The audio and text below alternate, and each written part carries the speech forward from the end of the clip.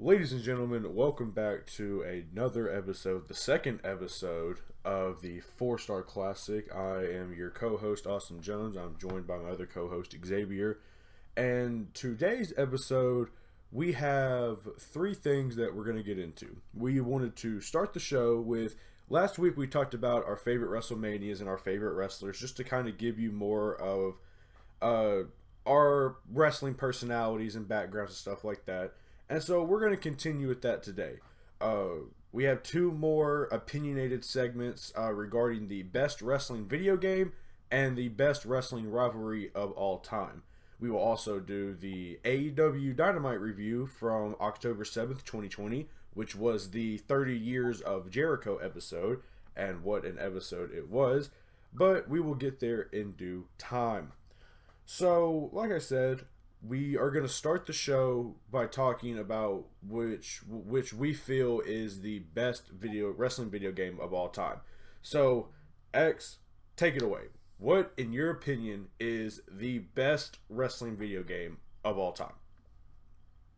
Personally, my favorite / best wrestling video game of all time is SmackDown versus Raw 2009.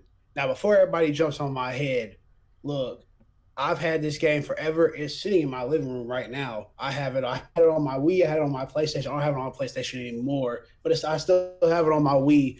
I just like the way the game rolled out, man. Like SmackDown and Raw were both popping at the time. They were starting to go down a little. They were still popping up a little bit. I mean, what can I say? Like all the real OGs know the wrestling games before they went to 2K.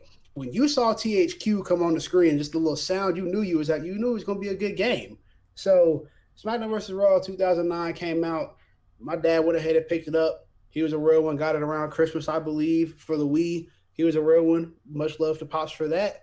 But I just like the game. I mean, they had that. That's one of the first ones. I think they had the Road to WrestleMania moments, and you guys started the Royal Rumble. Yeah, I believe that was the first game to have Road to WrestleMania. Yeah, and you play all the way through. I love that mode. Still love that mode to this day.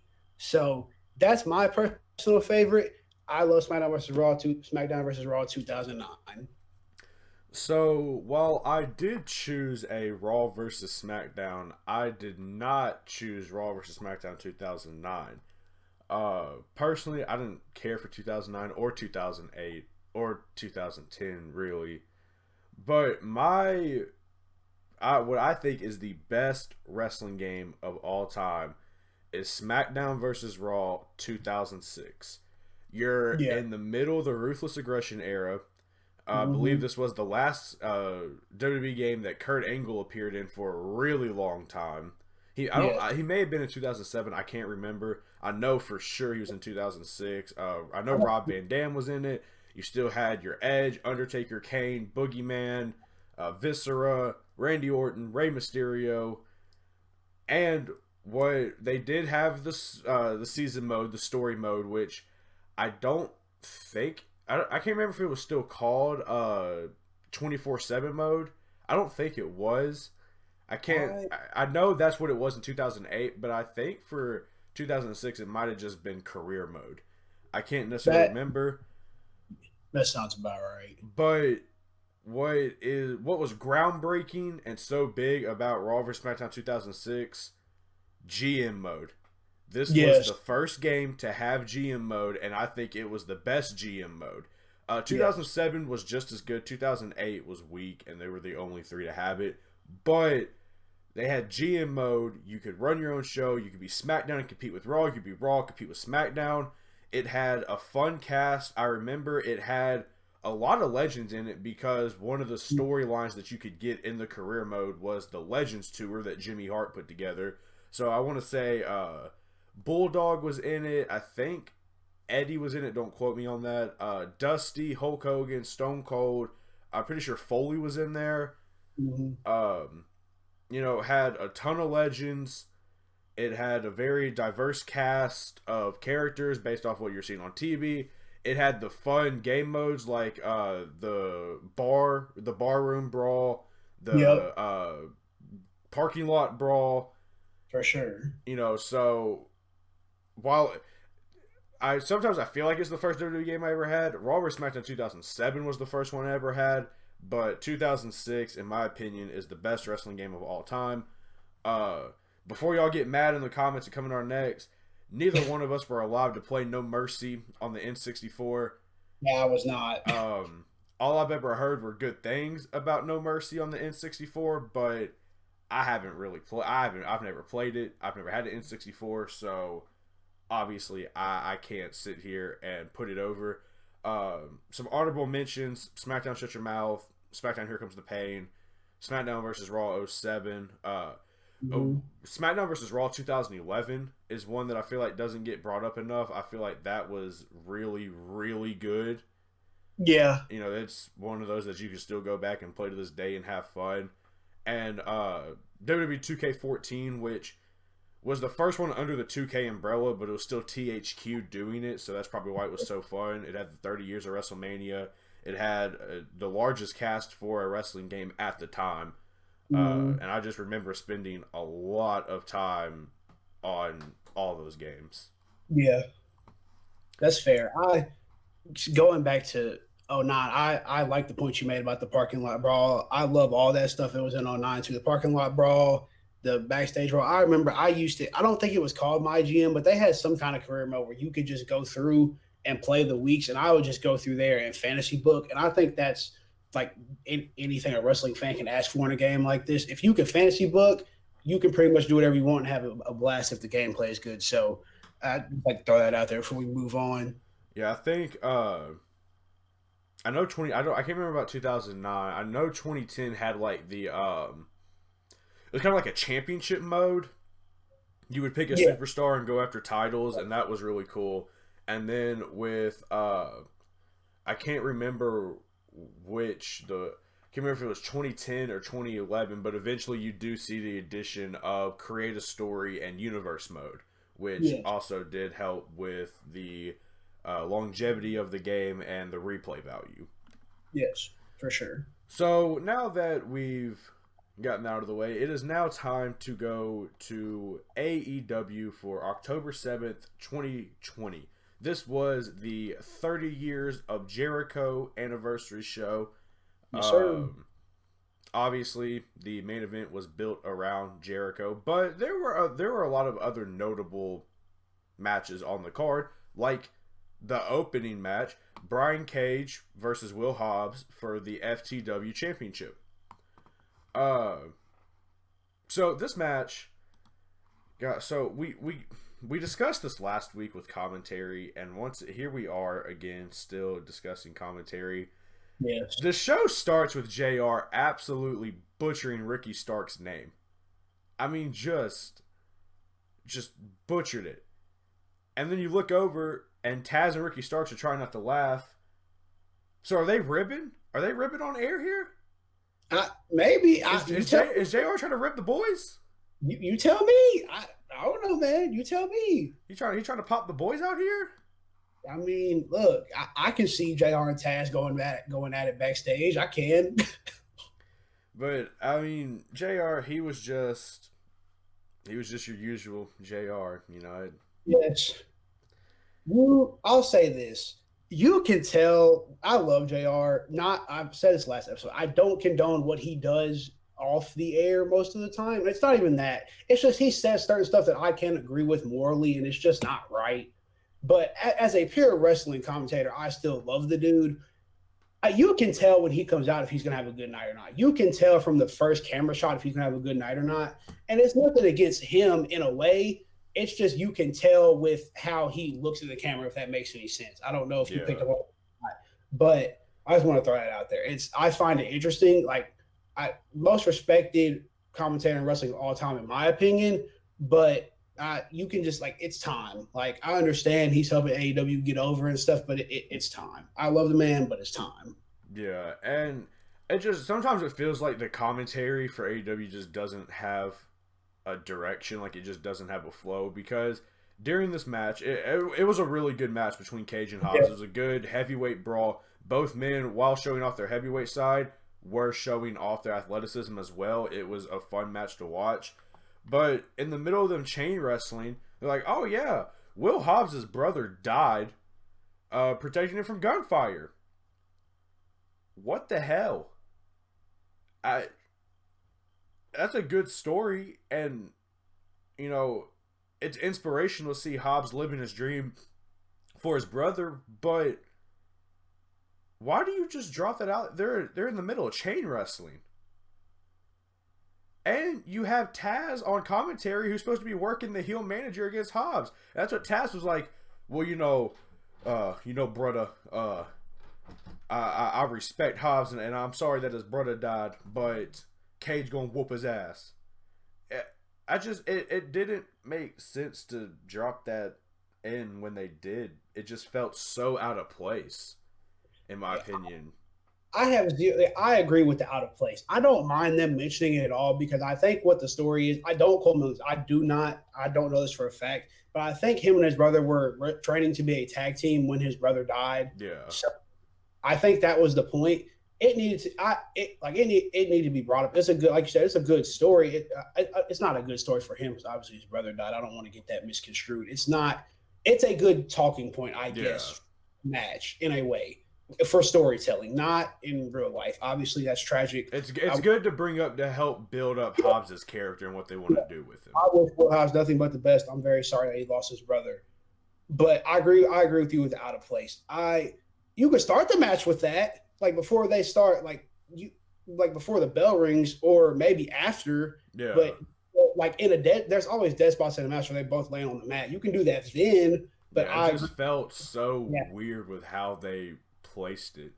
Yeah. But I will say, so at one point in the match, I can't remember if it was Excalibur or Shivani or maybe even JR. Somebody said that Will Hobbs benches 475, and Taz goes, "Oh yeah, brother. All right, well, Brian Cage benches 476. Yeah. And that's why I love Taz. He's gonna get his dude over. Yeah. It's like, oh, you bench 475, my dude benches 476. We're better than you. So Cage retains the title with the drill claw, and after the match, Cage and Stark surround Hobbs, and Taz calls him off. He tells him to back off and starts putting Hobbs over. He's like, you're real impressive. You impressed me a lot. You got a lot of fight. You're great size. You look good. And he says he's got two options. He can either join Team Taz or get the hell beaten out of him. And, they pause for dramatic effect. Will Hobbs, they pan in on him. He looks confused. He doesn't know what to do.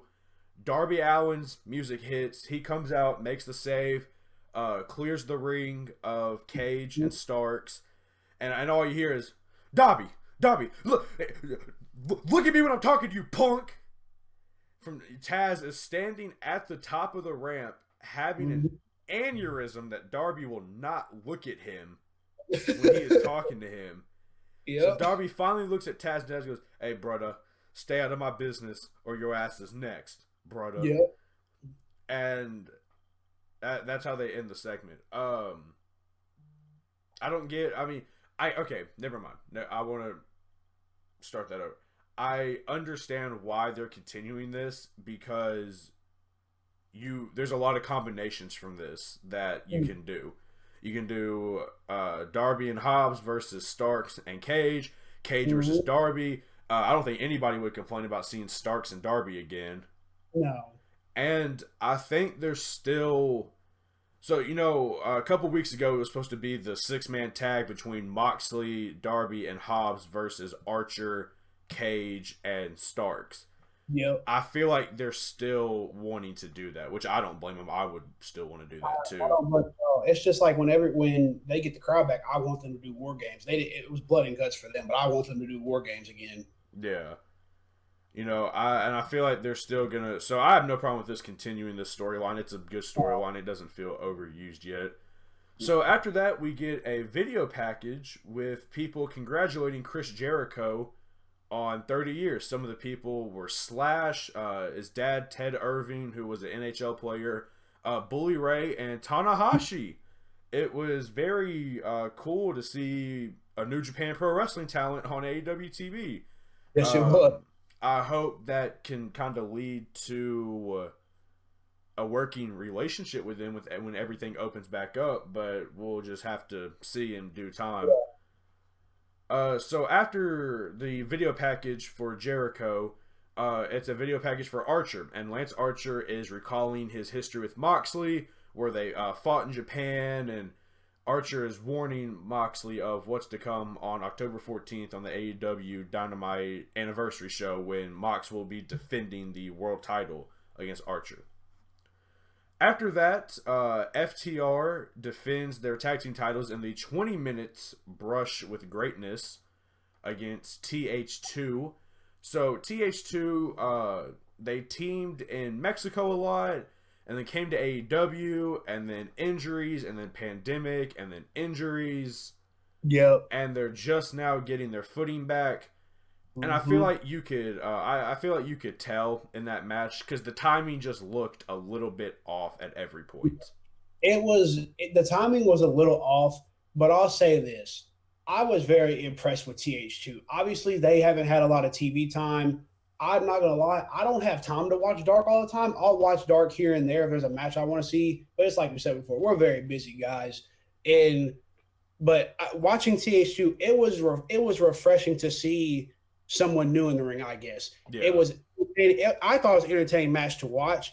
I don't necessarily like TH2's gimmick, like they come out dancing or jigging or whatever they do. I don't know what they do when they come out. It's kind of annoying, to be honest. But as far as wrestling in the ring, I thought the match was pretty good for them not being on national TV. And I don't even know when the last time they were on Dynamite, if they have been on Dynamite yet, to be honest. Yeah. So I thought I was impressed with TH2 from the standpoint of there's definitely talent and potential there. You can see it. Obviously, they're in AEW. There's talent and potential. But I think if they can get the right gimmick, and it's tough in that tag team division. They're not young, but they're not really well known in a way compared to the other guys. And that tag division is so deep. Everybody's fighting for TV time. But I thought it was interesting. I was very impressed with the match. You know, FTR, love them, but it is what it is. You know what you're going to get. Like that they're so solid. You know what you're going to get. So it's no discredit to them. It's just they have that respect to where you don't have to say nothing. You know how the match was. So I was refreshed with this. I'll say it again, though. I don't like this 20 minutes brush with greatness. I don't like the titles being defended every week. I just don't. The TNT, that's different. That's fine.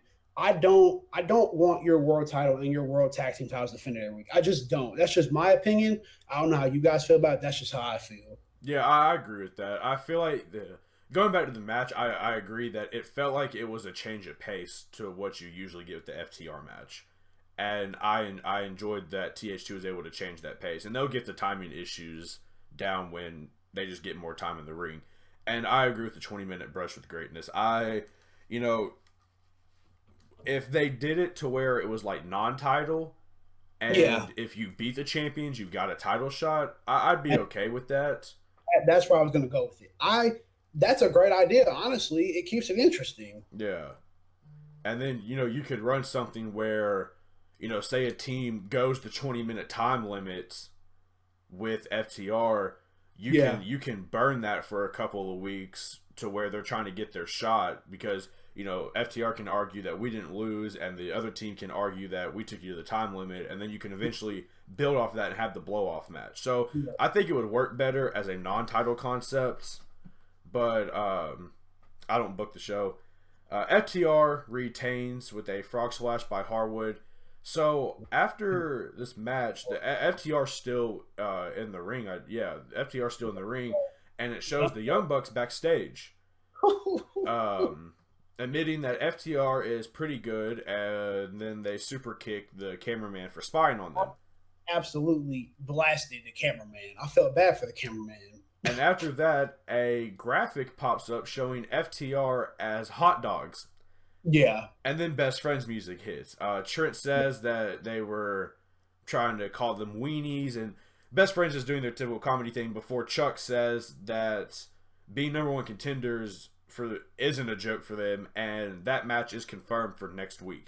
So it will be Best Friends versus FTR for the titles next week. My personal opinion, I would put the titles on Best Friends. And I have two reasons for why I would do this. One, I like Best Friends. I like Trent and Chuck. I think they're a good tag team, and they're obviously over, especially with Orange Cassidy.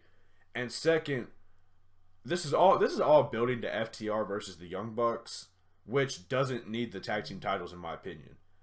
The tag team titles elevates whatever the best friends are doing, whereas the FTR Young Bucks program has been building for years. It doesn't need the tag team titles. Yeah. But I, yeah, yeah, I agree that the promo doesn't need the titles. I don't know if they're going to take the titles off of FTR right now. I don't think they are. I understand why you would, but I just don't think they're going to do it. yeah, Personally, I didn't like the whole weenies gimmick. I understand that FTR has been calling them comedy wrestlers. I get that point. I didn't like the hot dogs on my screen, if I'm being honest.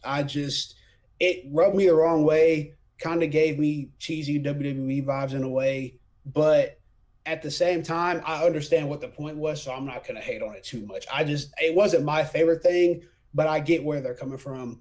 And obviously, with the Bucks before that, that dude, I want to know if they're going to do the match. I don't think they're going to do it at Full Gear. I think they're going to do it at Revolution. So if my thing is, especially with Moxley defending the title too, Full Gear is November the 7th, if I'm not mistaken. That's going to be a quick turnaround for both FTR and Mox to get new challengers. I don't think either of them are losing the title at the anniversary show, even though it'd be awesome if one of them did. It'd be entertaining for the show. yeah. But I that's going to be a quick turnaround for them, and I'm interested to see where they go with it from that point. Because if you're not going to give Best Friends the title shot on at Full Gear, who gets it, and then who's ready to face Mox in 3 weeks? I think it's 3 weeks. So I from that, but I've got to imagine that I can't see them drag. I mean, I don't know. I could very easily see them doing Bucks and FTR at Full Gear because it already kind of feels like they're dragging it out. yeah, And with Mox, I fully expect him to do something with Eddie Kingston. yeah, I don't see them deserting that, especially with how good Eddie Kingston is. I that don't see match them deserting that. that match would be awesome, especially if they put them. I'm not talking like they don't need to do the unsanctioned match like him and Kenny last year. Like somebody almost died in that match. Like that match was ridiculous. But Eddie and Mox would do it if you wanted them to. Yeah, So they wouldn't have any complaints about doing a death match. so I'm just saying I would love to see Eddie Kingston versus Mox in a knockdown drag out brawl to end the show at Full Gear. Yeah. And on Full Gear for a second. I want them to open the show with Starks and Darby because I think that's what they're going towards. Anyways, they're going to have a match Full Gear. I want them to open the show with Starks and Darby if they do one-on-one. That's a great way to open the show, in my opinion. Is everybody ready to go? It'll be 10 times better if fans were there, even though there are some fans there. It'll be 10 times better. There was 20,000 people in an arena and it was sold out. That match would light the place on fire to start, but obviously it's pandemic and you can't have fans there. But I think if I'm booking a card, I'm starting Full Gear with Darby and Starks. Yeah. So after that, we get another round of video promos for people congratulating Jericho on 30 years. MJF sends a video. He does a story about how he met Jericho at a AEW after party and how Jericho told him he's got something. Shaquille O'Neal sends a message to Jericho, says legend is an understatement. Gene Simmons, Don Callis, Lars Ulrich, and DDP all send in videos as well, just doing the typical congratulations, 30 years, that's amazing. And then we get to what was one of the marquee matches hyped up for this episode. Brody Lee defending the TNT Championship versus Cody in a dog collar match. Dude, what a match. What a match. It was a good match, and obviously I'm a Cody Rhodes fan because he was in my top 5 favorites of all time. He's getting pretty unbearable at this point, if I'm gonna be honest. I get that they're slow burning the heel turn. At some point, the slow turn is getting too slow. There's a point where you could slow burn it and build up that excitement, and then turn him, and then you get to a point where you've missed your window, and it's just bothersome at this point. If you guys couldn't tell by the tone of my voice, Cody defeats Brody Lee to win back the TNT Championship. I mean, don't get me. It was a good match. It was a really good match. Both men were gigging. Why can I not? I keep saying Adam Silver because the NBA Finals are last night. John Silver, gigged. He was the first one to gig. Cody hit him and knocked him off the apron. He comes up bleeding. I thought Arn Anderson was going to be next. Yeah, dude. I feel like every time Cody is in a marquee match, the dude ends up bleeding. Look, it's not a Cody match if he's not gigging. Yeah. I enjoyed the match. I know when the match was over, I texted you and I was like, seriously, they put the title back on Cody. But then I was thinking about it and I was like, honestly, it's not a bad idea because Brody can say he lost in a dog collar match like that. That's not a normal match. So he didn't get absolutely demolished in the match. So Brody's going to be fine. I'm with you though. I need Cody to turn at Full Gear. He's going to defend the title at Full Gear against somebody. I need him to lose. I need Dustin to come out and check on him. I need him to beat the crap out of Dustin, and then it's over with. I need him to flip like that, like a snap of the finger, and just start the program. Because I think what they're trying to do is get all of the elite, except for Hangman, heel. Because Hangman's so over as a face, you're not going to do that. Kenny's working on it in a way. The Bucks are, I guess you classify them as heel right now, I guess. So I think that's what they're working towards, but I'm interested to see where they go with it, but I'm with you. Dynamite, it's kind of dragging it out, but I understand they want to do their big stuff at the pay-per-view, so we'll see on the 7th what they do, but I don't know. It's interesting, but I'm with you. It's getting a little drawn out. I'm almost tired of Cody giving the hero speech in a way. It's nothing against Cody. I love Cody. I just think it's time. Like, if you don't give the hero speech. Just don't say anything. If you're going to give the hero speech now, just don't say anything. So, in my opinion, so that's where I'm at with it. I thought the match was great, though. It was a lot better than I thought it was going to be. Yeah, and the match quality was, that wasn't an issue. And I do agree. I don't think Brody's credibility takes a hit at all because, Cody used the chain and choked him out with the chain to win. Brody's credibility's fine. It's just the fact that, like you said, I'm tired of Cody coming out and giving the hero Al Seminar promo every single week. Because even after this match, he says there's no feeling on earth than performing in front of a live crowd. He's sticking with his fans until the very end, even though they said he's going dark. He says this is his life work, and he does it for the people. Dude, he's been cutting the same promo for 10 months now.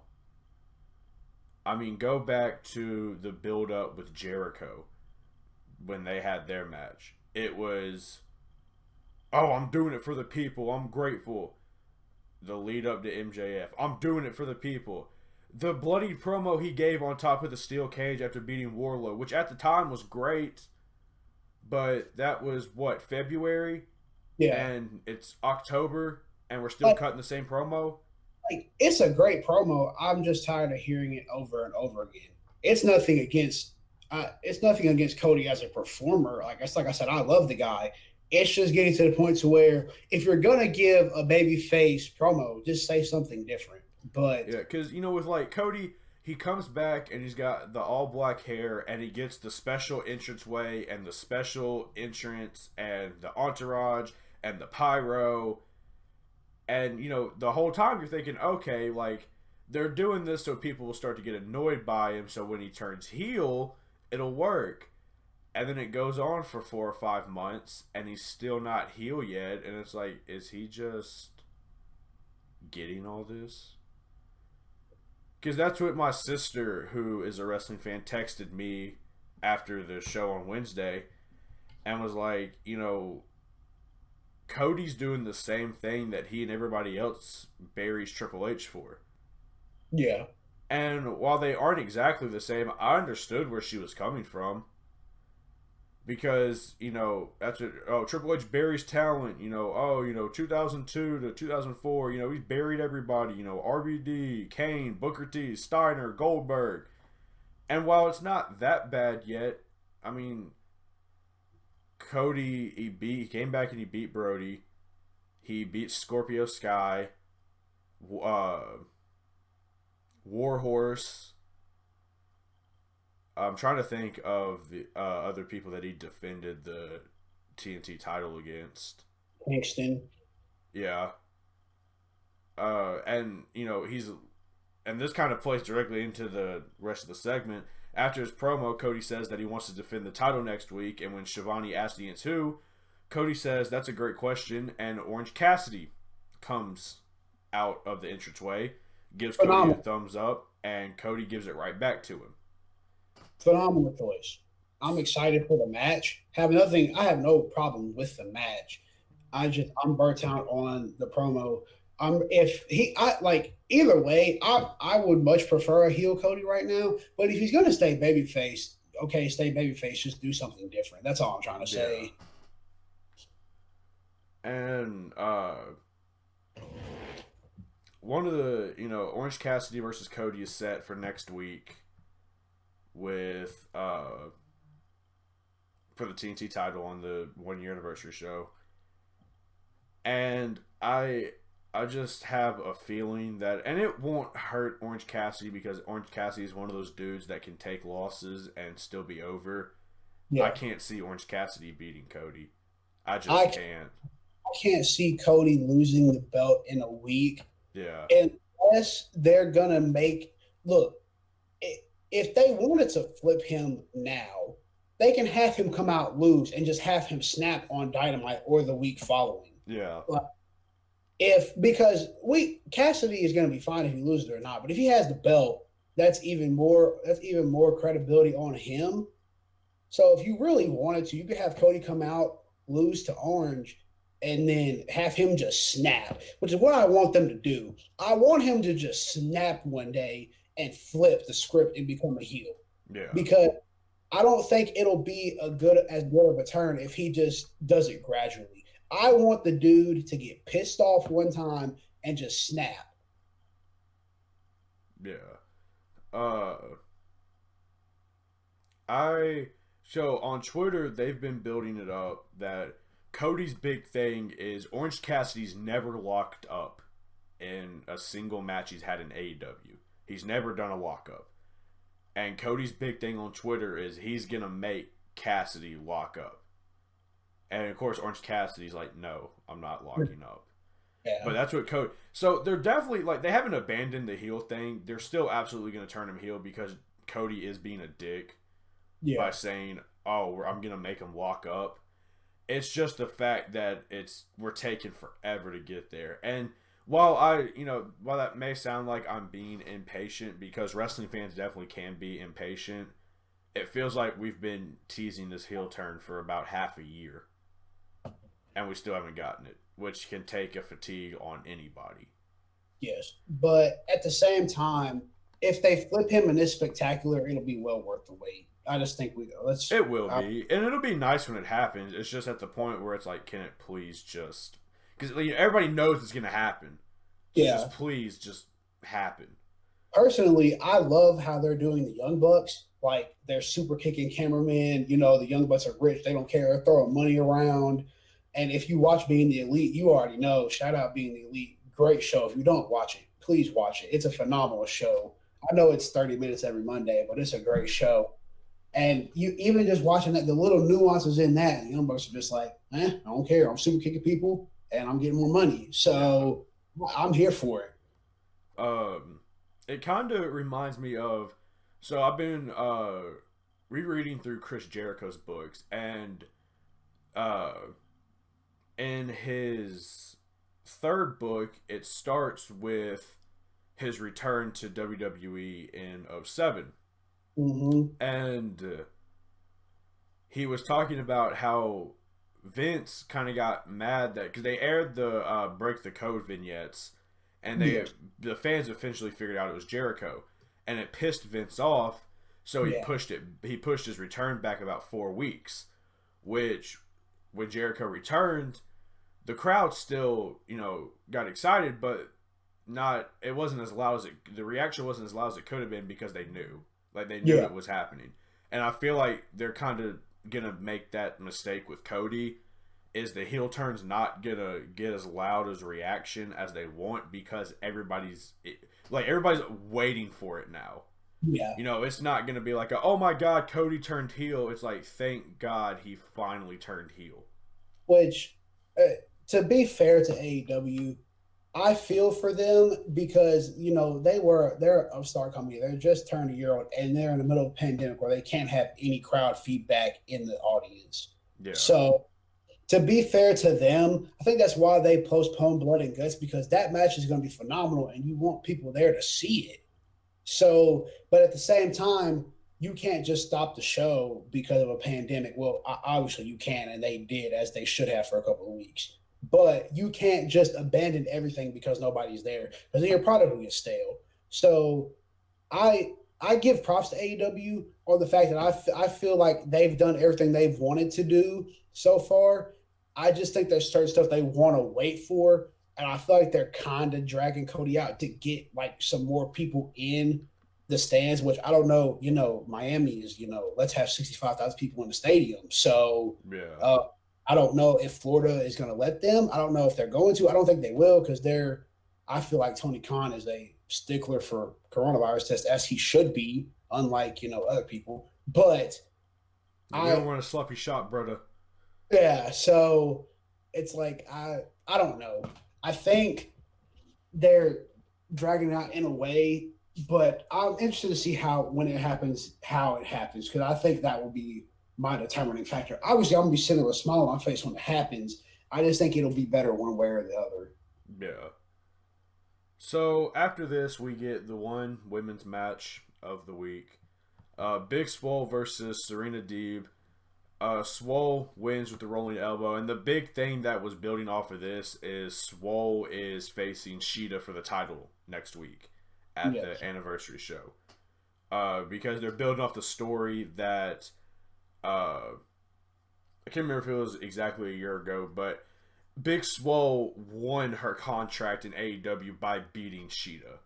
So Yes. now they're coming back to that, which is a nice callback. Yes. If Big Swole beats Sheeta for the title, I'm going to come unglued when we record the next episode of this podcast. I'm about the biggest Sheeta fan that you'll find. Yes. Like, it's nothing against Big Swole. I like Big Swole. She had a lot of energy. She can go in the ring. There's nothing against Big Swole at all. Sheeta needs to have that title. Yes. The only person that I would be okay taking the title off of Sheeta would be Britt Baker, and Yes. it needs to be a long developed storyline that culminates at a pay-per-view, not a Dynamite. I agree. I love Big Swole. I just don't think it's time for her to get the title. Yeah. Sheeta needs to keep that belt. Sheeta can absolutely go. Personally, we all know, like, you're a huge Sheeta fan. I'm a huge Britt Baker fan. So, personally, I would love to see that match. I want to see Britt get the title sooner than later, but that's just my opinion. Obviously, I'm biased in that opinion. So, it goes back to the match was fine. It just goes back to what we say every week. There's only one match, and you have all this time, and you have the talent. Yeah. It's just you don't do it, which there's no excuse really. Like, you can sit here and say what you want, and it's not even that the matches are bad. The matches are never bad when they happen. It's just the fact that you can have more than one, and it just never happens. I feel like there is more of a time lapse in the women's division storytelling. You can tell me if I'm wrong on that. I just feel like with the women's division, we'll have like Nyla Rose and Nikki out 1 week, and then the next week we don't see them for 2 weeks, and then they come back. Like, they came back on, like, I think it was last week's Dynamite. They came back And it's like, why? Why are you here? Because they weren't on TV and you don't know what's happening. Yeah. So I think that's my biggest gripe right now, which I guess it could be worse. So, I mean, beggars can't be choosers, but I just feel like they could do more in developing storylines because the matches are never bad. Like, it's a TV match. It's not going to be a 5-star match. It's just the fact that it doesn't happen. I guess that's what I'm trying to get at. Yeah. Uh, a couple of things that we forgot to note in the Cody Brody match. Arn was still in Cody's corner. Yes. And at one point during the match, Arn gets in the ring, and Alex Reynolds comes out and eats a spine buster from Arn. I just wanted to put those in there real quick. Yeah. So yeah, it's just nothing against Swole. I just don't think it's time No. at all for her to get the title. Any Hey, it's nothing against the women's division at all. I love all of them. I think all of them are phenomenal and all of them can wrestle and do what they're supposed to do. And well, that's not the right terminology. They can all talk on the mic. They can do everything a wrestler needs to do. And it's just the way they're booked. It's nothing against them at all. Like I love all of them. I love the roster from the top to the bottom. It's just they don't get the time that they need, in my opinion, to showcase all of their ability. Yeah. So after, well, I don't know after. So at some point, and I may just be having a fever dream. Um, I swear to God, they announced more people for the AEW title tournament. Yes, they did. Okay. But I do Uh, not. I know that Kenny had an interview backstage where he's saying that like he's won all the tournaments he's been in, and he doesn't care who he faces, and he'll win. And he says it could be a tag wrestler like Adam Page. So Adam Yeah, Page does get announced for the tournament. I yeah, swear they added 3 more people. they did. I I want to don't. say Hangman. It was Hangman, Wardlow, and Pentagon Jr., I believe. Yeah. Yes, it was. I'm pretty sure that's right. I know Hangman and Wardlow were there, and I know Yeah. one of them was there. Because I know Yes. Phoenix got announced the first week with the first 3 with Jungle Boy and Kenny. And I Yeah. swear they announced Pentagon. I know they did Warlow and Hangman. I think Pentagon Jr. was the third. Yes. I'm pretty sure you're right. Don't quote me on that, but I'm pretty sure you're right. So after this match, Moxley's in a bar, and we all know AEW loves doing their promos in a bar. Moxley says he's not celebrating the anniversary of Dynamite because he's too busy. He said he's had to deal with a lot of guys, and every time he beats one, another one rears their head, and that's the life of a champion. He said someday somebody will take his title. I don't care. That's just how Moxley's. So yeah, I'm gonna lose the title eventually. It is what it is. He said it could be Archer. He said you don't beat Archer, you survive him, as he knows from experience from when they fought in Japan. Yeah. And Moxley says maybe he loses, maybe he wins, but it's like Archer says, everybody dies. Phenomenal promo. Yeah, I mean, it's just Mox being Mox. You knew that it was going to be a good promo because that's just what Mox does. Uh, so announced for next week, Miro and Kip Sabian with Penelope Ford will be in action. They run down the title or the card for next week. It'll be Kip Sabian and Miro will be in action. Cody and Orange Cassidy for the TNT title. Best Friends versus FTR for the tag team titles. Archer and Mox for the world title. It was announced today that MJF has a big announcement to make on Dynamite. Yes, sir. So I'm interested to see what that will be. And then we get one last video package of stars congratulating Jericho. Lance Storm, Eli Roth, Chavo Guerrero Jr., Paul Stanley, Ultimo Dragon. It was really cool to see Lance and Ultimo Dragon. I know I texted you during the show and was like, if I don't see Lance Storm, I'm going to riot. So I was very happy to see Lance Storm send one in. Yes. And then we get the best main event in AEW Dynamite history. Actually, all of it. You know what? This might be the best main event in the history of pro wrestling, if we're going to be honest. Because Luther and Serpentico, David Arquette, whatever you want to call him, are in the main event, baby. So let's get very clear here. Serpentico, he can go in the ring. You know, he Yes. is a high flying. He is fast paced. Uh, Luther's not. He is slow, methodical, and we're gonna be completely transparent here. This was not supposed to be a technical barn burner. This No. was a tribute to Luther and Jericho for 30 years in the biz and letting them have the main event. And I think it was cool as hell to have. I Uh, think great show by the company. you I know, thought it was phenomenal. yeah, I think it was. You know, it really meant a lot that they would let them get this. You know, Luther, you know, he did look a little slow at some points, which, you know, he's been doing death matches for 30 years, so it's a wonder he can still walk. But, you know, Luther even gets his big moment. He climbs up on the top rope and does a dive to the Yeah. outside on everybody and wipes them out. You Yes. know, Luther, he gets a 2 count, and then you know, Luther, he hits a German suplex, lifts Jericho up for Serpentico. Hager and Serpentico spill out of the ring. Jericho tried to hit Luther with Floyd. Luther Yeah. stops it, hits Jericho with Floyd, but then the inner circle distract Luther, and Jericho hits the Juice effect and wins. Yes. We all knew Jericho and Hager were gonna win. This was Yes. just cool for them to give Luther and Serpentico this moment. You know, Serpentico, David Arquette, whatever you want to call him. He was gonna retire before the pandemic hit. Luther's been doing this for 30 years, so the fact that they got to main event, not only get a tag match on Dynamite, but main event a national program, that's pretty damn cool. Yes. It was really cool to see. Dude, with Luther going to the top rope, I was so scared. The dude is shaking on the top rope. Like you said, he's been doing death matches for 30 years. So, Yeah, man, why? I was just hoping the dude wouldn't fall and hurt himself, which is nothing against him. It's just, I mean, it's Mother Nature. No, nobody beats Mother Nature. So, yeah. I thought it was a great way to end the show. Obviously, the match, I just said, it wasn't meant to be a barn burner. It wasn't a barn burner. It was a phenomenal way to end the show because you knew the storyline behind it. Yeah.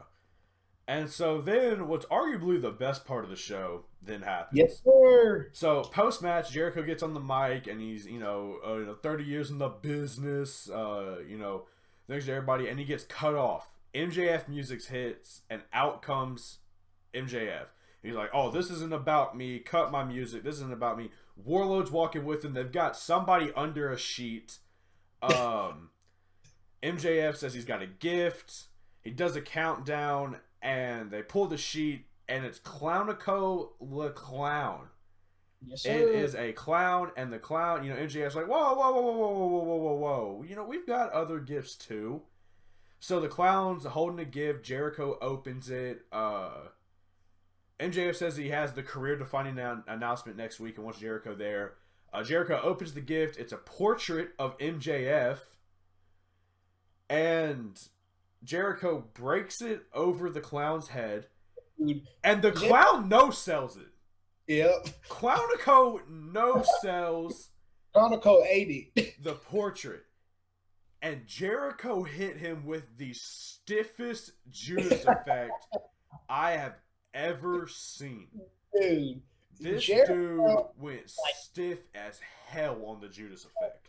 Jericho knocked the clown. I'll say that much. He knocked his ass down. Dave was like, "You like it?" Jericho's like, "Watch this," and just docks him over the head, hits him with the stiffest Judas effect. And I'm thinking, all right, we finna get my promo, we finna get my match in full gear.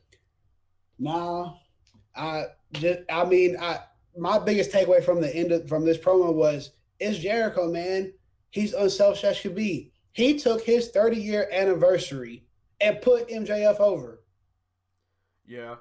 Because after he kills Clownico in the middle of the ring and nobody says anything, Jericho goes, "I hate clowns. Don't ever interrupt me again. You understand?" And they stare at each other, and so they got people like Edgar like, "Oh, we're about to get it. That we're finally going to start it." And then they both laugh, and MJ goes, "Oh, you almost got me." So Jericho thanks the crowd. The roster comes out. Everybody's drinking a little bit of the bubbly.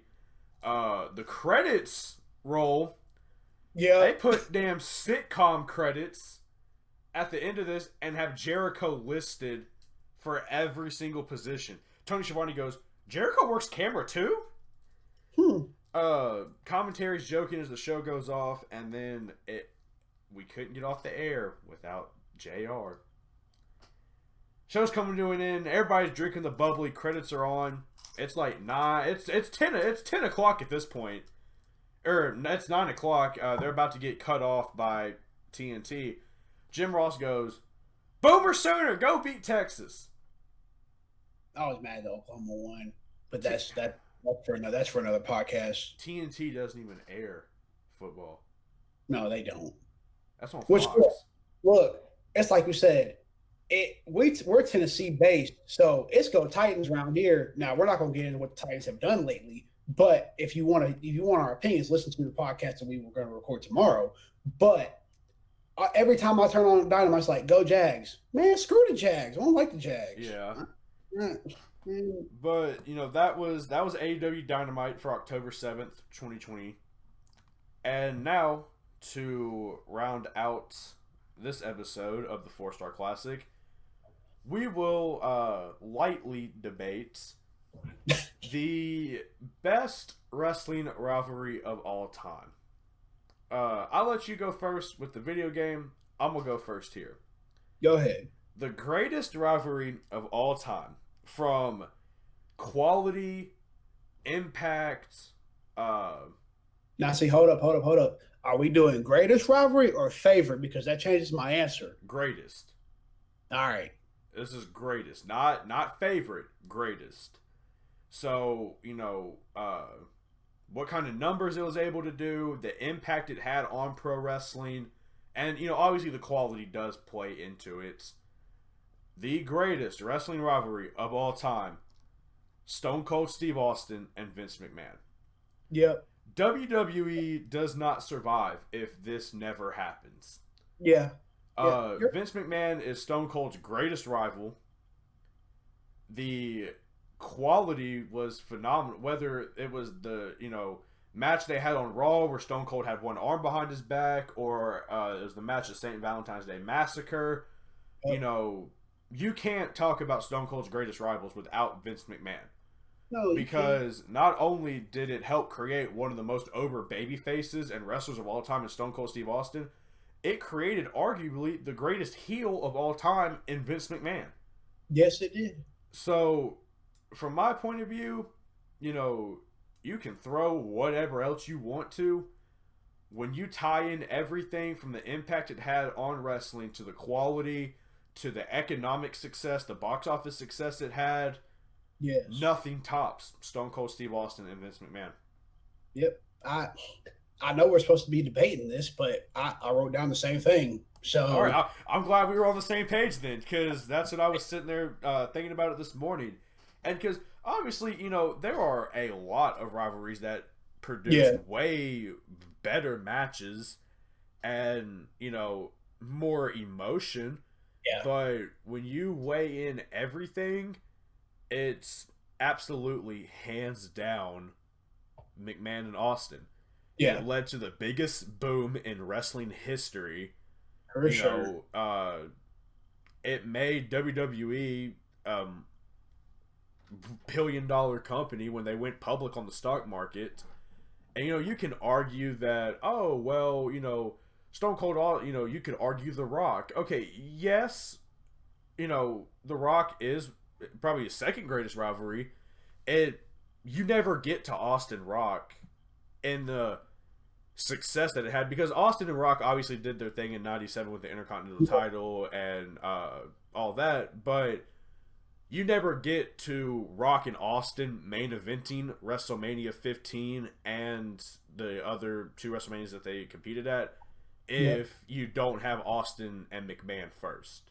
I agree. It's the domino effect. You never get to any of the other favorites or greatest if you don't have that. Yeah. I'm like, older guys can argue Andre and Hulk, but that's WrestleMania 3. I wasn't even thought of yet. So my parents didn't even know each other.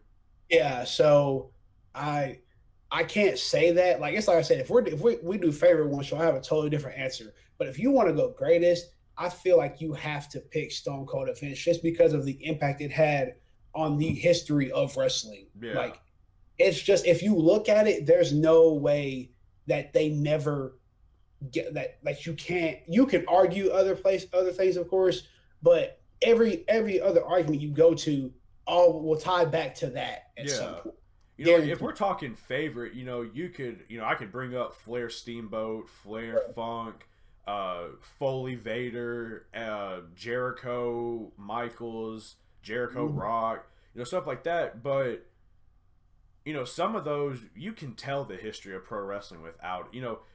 Jericho Michaels is one of my favorite, rivals of all time. Whether it was the late 2000s one or the early 2000s when Michaels was just coming back, you Yes. can tell the history of wrestling without that. Yes, you As much as I hate to say that, you can. You can't tell the history of wrestling without Stone Cold Steve Austin Vince McMahon rivalry, yep.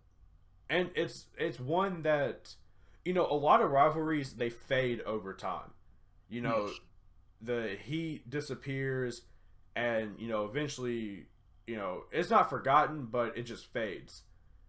Anytime there's a Vince McMahon's on television or Stone Cold's on television and the other one's music hits, is at fever pitch is immediately hit. Yep. And that's a testament to how that was able to stand the test of time. Yeah. So That that's what, I feel like if it's best, it's gotta be McMahon and Austin. yep. I agree. If we're going greatest from a logical standpoint, I don't see how you pick anything else. Yeah. All right. Well, I didn't know we were both gonna have that, so I didn't either. I was just I was ready to go. that's all we've got for this episode of the Four Star Classic. We'd like to thank you for listening. Like, comment, subscribe, share this with all your friends, and until next time.